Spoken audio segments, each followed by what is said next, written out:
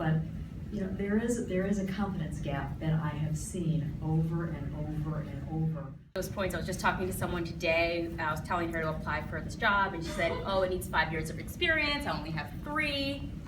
And I said, "Who cares? Like, first of all, I don't know who wrote the experience part. It's probably not the hiring person. It's probably HR.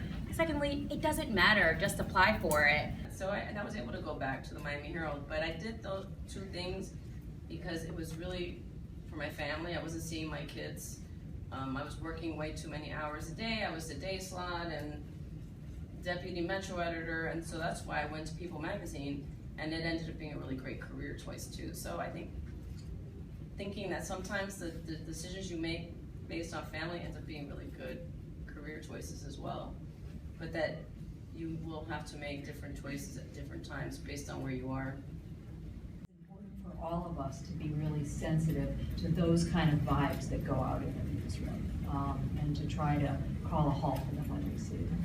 I think, and I don't know your situation specifically, but there's 2 things. One thing is I think that as a woman we often tend, at least this was my MO, and I've seen it a bunch of times, is that you think if I just sit here and I do a good job, somebody's going to notice me, and they're going to know that I am great, but they're just going to notice it. And the reality is that you can sit there for a long time doing a great job, and nobody's going to notice you.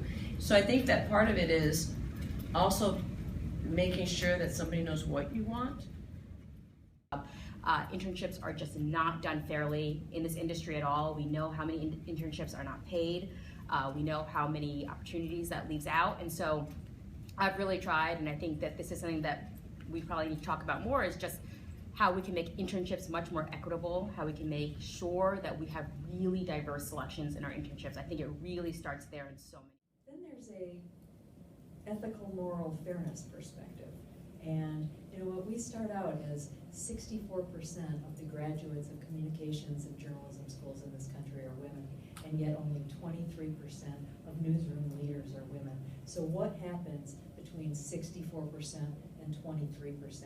I mean, that's not a pipeline problem, right? You've got the pipeline. So something happens along the way where all of these young women who were super excited to be journalists and to be, you know, tell those stories, why don't they end up running those newsrooms? And what is wrong with our industry that it can't seem to fix this problem? Don't bring up gender, you don't bring up race. But I've had people say to me, well, it's not, well, this is not a race thing, or, like it's not a conspiracy against you. And I've never brought up those issues. So how do you have that conversation? Like, I don't, and I kind of resent that I still have to prove that I'm as intelligent as they are. And I still find myself questioning, should I speak up? Because I really don't like the drama that goes with it and that discomfort. So can you speak on that in some way? I mean, it's never comfortable to have an uncomfortable conversation, right? It's always going to be hard. But I do think it's important that we politely and respectfully continue to speak up and to find people who will listen to these concerns. And if somebody says to you, hey, this isn't about race, you say, I wasn't making it about race. This is about this work or this situation.